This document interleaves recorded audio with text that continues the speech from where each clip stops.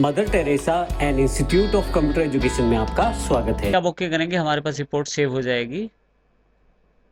ये देखिए student report 2012 के नाम से यहाँ सेव हो गई है रिपोर्ट। अब कभी भी अपनी रिपोर्ट को दोबारा यहाँ डबल क्लिक करके देख सकते हैं।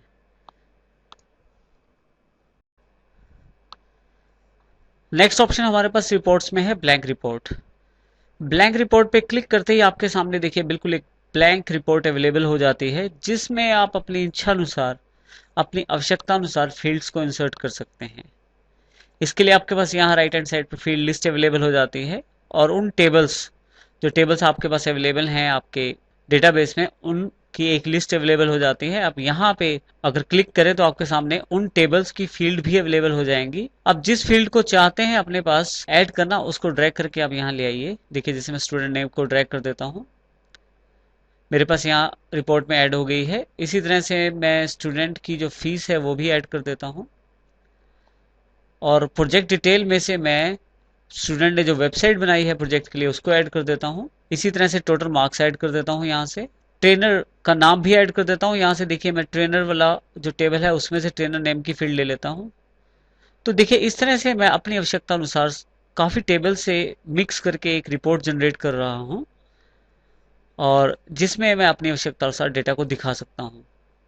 इस तरह से आप ब्लैंक रिपोर्ट का प्रयोग करके अपनी आवश्यकता अनुसार इसको यूज कर सकते हैं।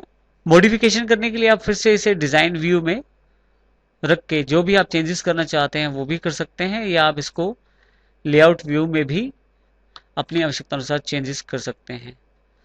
ब्लैंक रिपोर्ट का सबसे बड़ा बेनिफिट ये है कि इसमें पूरी फ्रीडम है, आप जो फील्ड चाहें वो लगाए, जो फील्ड नहीं चाहते आप हटा सकते हैं, और अपनी ज़रूरतों और रिक्वायरमेंट के अनुसार अपनी रिपोर्ट जनरेट कर सकते हैं। यहाँ से क्लोज करते ही आपसे जानकारी मांगी जाएगी, आप रिपोर्ट को सेव करना चाहते हैं। जैसे ही आप यस करेंगे रिपोर्ट का नाम पूछा जाएगा। मैं इसे न्यू रिपोर्ट के नाम से ओके कर देता हूँ, मेरे पास ये न्यू रिपोर्ट के नाम से सेव हो जाती है।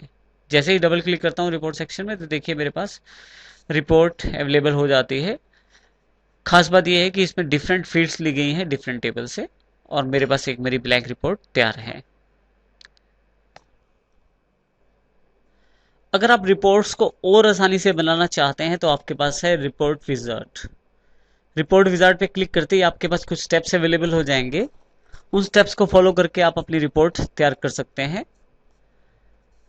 देखिए रिपोर्ट विजार्ड में सबसे पहले उन टेबल या क्वेरीज की जानकारी मांगी जा रही है जिनके आधार पे आपको रिपोर्ट बनानी है। आप अपनी रिपोर्ट को अलग अलग टेबल्स की फील्ड या अलग अलग क्वेरी की फील्ड से मिलाकर भी बना सकते हैं।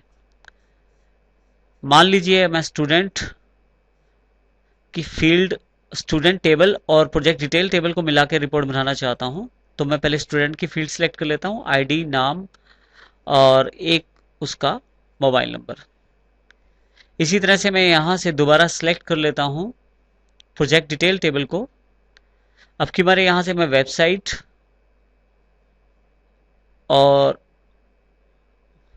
टेस्ट 1 टेस्ट 2 टोटल मार्क्स सभी फील्ड ऐड कर लेता हूं। सिलेक्टेड फील्ड में मेरे पास सारी फील्ड्स अवेलेबल हो जाती हैं। फिर से नेक्स्ट पे क्लिक करता हूं। देखिए यहाँ पे मेरे पास ग्रुपिंग की जानकारी पूछी जा रही है। मैं चाहूँ तो यहाँ पे ग्रुप वाइज इंफॉर्मेशन जनरेट कर सकता हूँ। उसके लिए मुझे जिस आधार पे ग्रुप्स बनाने हैं मुझे यहाँ क्लिक करना पड़ेगा, और मेरे पास वहाँ पे ग्रुपिंग के लिए ऑप्शंस अवेलेबल हो जाएंगे। मुझे जिस आधार पे ग्रुप बनाने हैं यहाँ से मैं सिलेक्ट कर सकता हूँ, और अगर नहीं बनाने तो यहाँ से बैक कर सकता हूँ, जो चेंजेस मैंने किए हैं उन्हें हटा सकता हूँ। अभी मैं बिना ग्रुपिंग के सिंपल रिपोर्ट जनरेट करता हूँ। जैसे ही नेक्स्ट पे क्लिक करता हूँ मेरे पास जानकारी मांगी जा रही है कि अगर मैं रिकॉर्ड्स को सॉर्ट करना चाहता हूं तो किस आधार पे। यहां से मैं बता सकता हूं कि स्टूडेंट के आईडी के आधार पे सॉर्ट करें इन्फॉर्मेशन को। नेक्स्ट, आपके पास काफी तरह के लेआउट अवेलेबल हैं। यहाँ पे 3 तरह के लेआउट आपके पास अवेलेबल हैं। आप जैसा लेआउट चाहते हैं वैसा ले सकते हैं। इसी तरह से ओरिएंटेशन भी 2 तरह से अवेलेबल है आपके पास, लैंडस्केप और पोर्ट्रेट। मैं लैंडस्केप ले लेता हूँ और यहाँ से कॉलमनर लेआउट चुन सकता हूँ। फिर से नेक्स्ट कर देता हूँ। यहाँ से आप रिपोर्ट के लिए क्या टाइटल रखना चाहते हैं वो भी बता सकते हैं।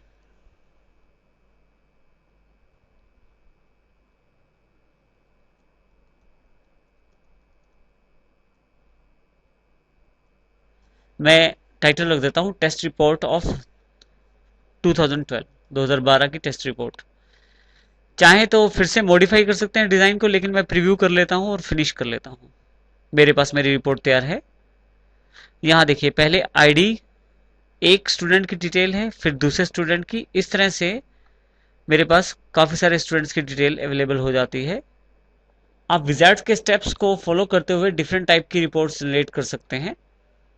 मेरे पास ये कॉलमनर रिपोर्ट अवेलेबल हुई है। रिपोर्ट्स में हम कंडीशनल फॉर्मेटिंग का प्रयोग करके कंडीशंस के आधार पर डेटा को अलग अलग फॉर्मेट्स में हम देख सकते हैं। इसके लिए मैं एक रिपोर्ट ओपन कर लेता हूं, जैसे स्टूडेंट रिपोर्ट 2012 जो मैंने बनाई थी उसको ओपन कर लेता हूं। मैं चाहता हूं जिन लोगों की फीस 300 रुपए से ऊपर है वो मेरे पास यहाँ अलग से दिखाई दे। इसके लिए मैं सबसे पहले व्यू पे क्लिक करता हूं और अपने जो रिपोर्ट है उसको लेआउट व्यू में ओपन कर लेता हूं। चेंजेस करने के लिए आप लेआउट व्यू में आ सकते हैं। उसके पश्चात यहाँ यदि आप फॉर्मेट पे चले जाएं तो बेसिक फॉर्मेटिंग तो आपके पास अवेलेबल है, साथ ही कंडीशनल फॉर्मेटिंग अवेलेबल है। देखिए यहाँ मैं फीस वाला कॉलम सेलेक्ट कर लेता हूँ और कंडीशनल फॉर्मेटिंग पे क्लिक कर देता हूँ। यहाँ से क्योंकि मुझे फीस मैंने सिलेक्ट किया हुआ है तो ऑटोमेटिकली यहाँ फॉर्मेटिंग रूल फीस के लिए अवेलेबल हो गया है। न्यू रूल पे क्लिक करते ही यहाँ पे मैं रूल डिफाइन कर सकता हूँ। देखिए फील्ड वैल्यू इज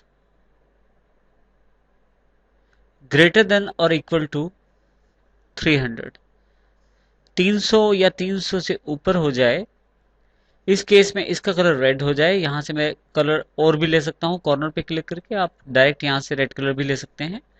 और हल्का से ये जो मेरे पास फॉन्ट है वो बोल्ड रूप में दिखाई दे। जैसे ही इसे मैं ओके करता हूं मेरे पास यहाँ जानकारी अवेलेबल हो गई है कि अगर वैल्यू 300 से ऊपर रहती है या 300 के बराबर होती है तो ये वाला फॉर्मेट अप्लाई हो जाएगा। मैं इसे अप्लाई करके ओके कर देता हूं। तो देखिए यहां मेरे पास रिपोर्ट में जहां जहां 300 या 300 से ऊपर की वैल्यू है फीस में वह सारा डेटा मेरे पास रेड कलर में अवेलेबल हो गया है बोल्ड के साथ। तो इस तरह से कंडीशन फॉर्मेटिंग का प्रयोग करके भी हम अपने डेटा को एनालाइज कर सकते हैं। आप यदि हटाना चाहते हैं रूल को तो कंडीशन फॉर्मेटिंग पे दोबारा क्लिक कीजिए, रूल को सिलेक्ट कीजिए और डिलीट रूल पे क्लिक कर दीजिए, अप्लाई करके ओके कर दीजिए। देखिए फिर से सामान्य रिपोर्ट अवेलेबल हो गई है। तो इस तरह से कंडीशन फॉर्मेटिंग लगा के आप रिपोर्ट्स में अपने डेटा को कैटेगराइज करके भी देख सकते हैं।